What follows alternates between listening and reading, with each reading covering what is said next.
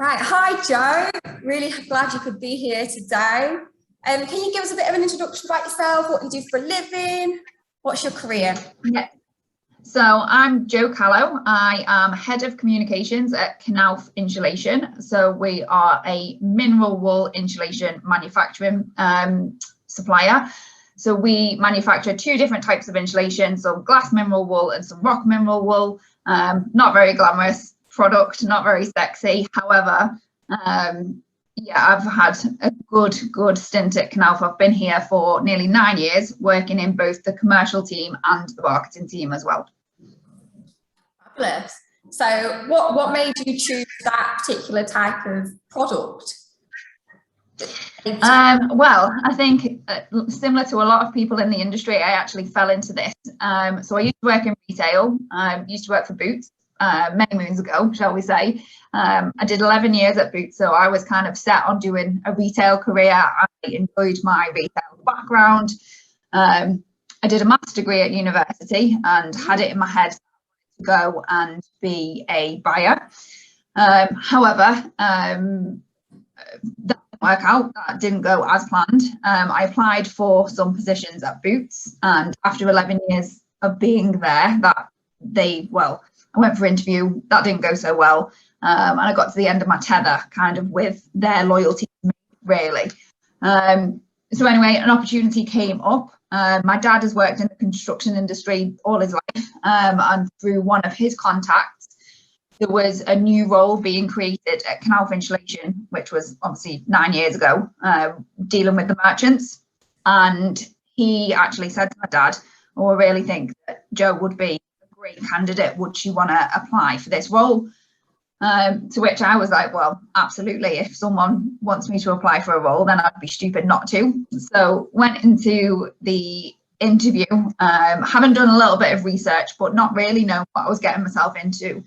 However, at interview, I knew straight away that the company was the right kind of values for me. I was excited about the position that was being offered to me, excited about working with builders merchants, working in the industry. And I think I've got the kind of personality that will fit well into sales and the commercial environment. So for me, it was just like a fresh start, a brand new opportunity. And since then, I've never really looked back. So I started off as a merchant sales support, which was me going around to builders merchants on a daily basis, visiting probably 8 or 9 a day, talking to them about insulation. And one of the things I loved most about that was having a laugh, having a bit of banter with the people in the branches. That really kind of vibed with what I was all about. They talked to me, I talked to them, and it was kind of like from that day I just knew that this was the industry that I was going to stay in. Since then I progressed into 2 other roles within the commercial team. I ended up managing the team that I came in to start. And then subsequently since then I have moved over into the marketing department, and like I say, I'm head of communications and I've got a team that work for me in the communications team. So yeah, it's been a good journey, but a really exciting one. Okay. So just gonna process everything you've said. So you mentioned you got a maths degree. So do you feel like that skill set's needed for your job role, or is it just something what you've done?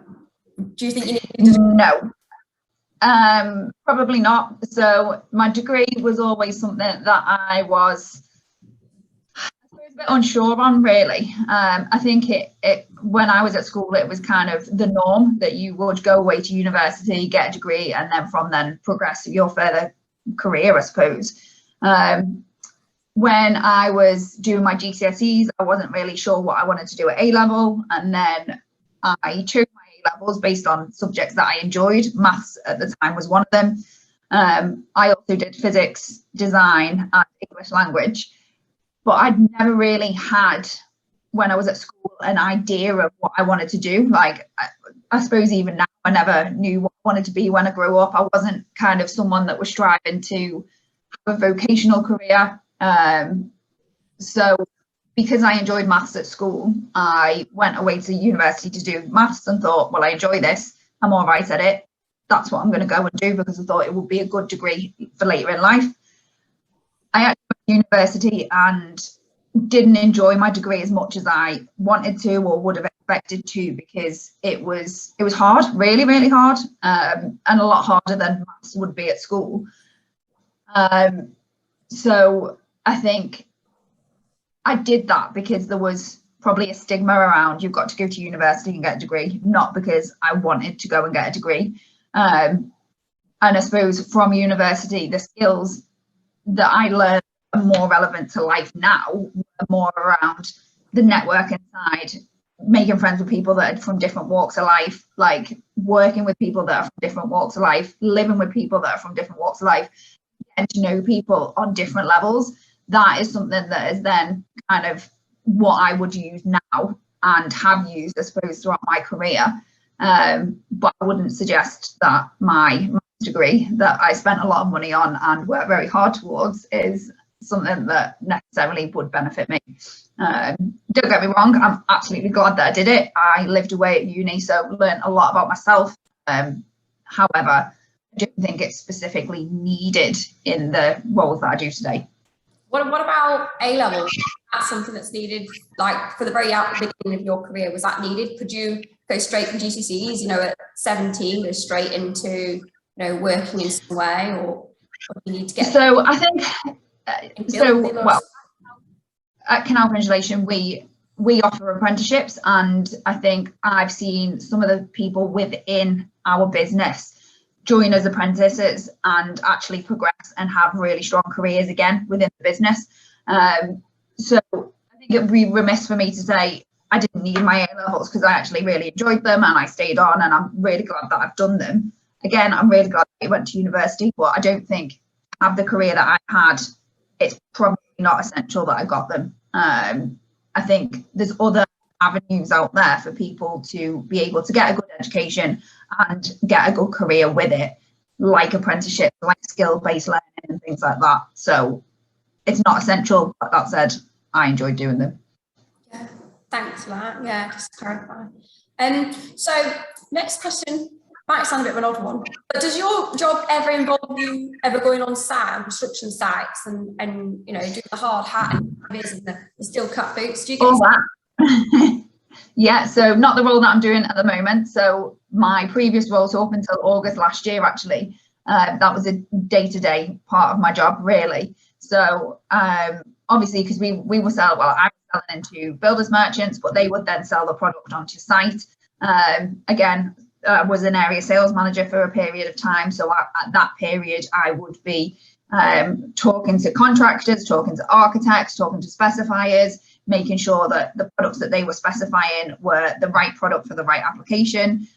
So there was a lot of time that I was spent on site doing inspections, making sure deliveries were there, getting my high-vis on, hard hat, steel toe-cap boots. I'm only a size 4 shoe, so getting steel toe-cap boots that fit me was a challenge at the start, but you know, I've got a good pair of them and they've been well worn since. I think it's funny because there's been times that I've been on site, you know, a pencil skirt and then a big, massive high-vis jacket, and you know, I think people will laugh at it, but you know, it's part and parcel of the course. I'm not just gonna dress differently because I don't know, I'm a female on site, but yeah, I still take my glam but take the high-vis at the same time. I'm the same. So do you ever get to, so I'm just trying to understand this a bit better. So as if you're working in a particular region, how far do you travel to different sites? How far do you get to go? So for me, well, I've done a couple of different roles really. So as an area sales manager, I covered the Northwest. So that was covering from Preston over to Manchester, down to Stoke, Liverpool and everything in between. But then I've also worked nationally as well. So when I was the merchant sales support manager, so I managed the team of merchant reps, I was then working nationally. So covering the entire country. Yeah. Some days I'll be down in the southwest, southeast, and everywhere in the middle. I love that. Yeah, but it's good because it brings a lot of variety. No 2 days are the same. you're out with different people each and every day. So I think one of the things for me that I found, particularly when I was in the commercial team, was, you know, if, for example, you had a bad day for whatever reason, or a meeting didn't go as well as you wanted it to, you could come out of that meeting, kind of reset at the end of the day and think, well, actually, tomorrow's going to be a completely different day because I'm out with different people or seeing different people and having different conversations. It's been fantastic because I've got to see areas of the country and stay in areas of the country that potentially I might never have done before, or never had the opportunity to. Been lucky enough to travel abroad as well with some of the things that I've done for work. So I'm part of the industry networking group for BMF. So I've done a lot of travel abroad with them. And I've visited different manufacturing facilities of our own as well. So Canalfar, an international business, we've got manufacturing facilities across the world, and I've been lucky enough to visit a couple of the different plants that we've got as well. So I suppose, in answer to your question, how far have you travelled? Well, far and wide, but that's just part and parcel of the variety of what this industry and what this business has offered me. Yeah, I mean, I'm assuming that this is all paid for, whether your accommodation, your expenses, travel expenses. And yeah, if I'm away on business, then yeah, that is. And obviously, there's a limit to that, but then there's been times that I've been abroad. For example, I went to Geneva a couple of years ago, just before COVID actually, and then I decided to extend my trip and then stay on for a couple of days to do my own thing and have like a bit of a holiday on the back of it as well. So yeah, you've got to make the most of the opportunities that you're presented with. So when people have said to me, oh, do you want to go here? Well, yeah, and then if I can stay on a few days extra and do my own thing, then it's fantastic. It gets me to see different cities and different parts of the world that I've never seen before. That's what I love. I love the travel aspect. Brilliant. Yeah. Right. Yeah. Well, I'm gonna start wrapping up now. Is there anything you would like to add to give anyone any tips on picking their career path? I think my tip to people picking their career path is don't be so limited. Don't be so closed off.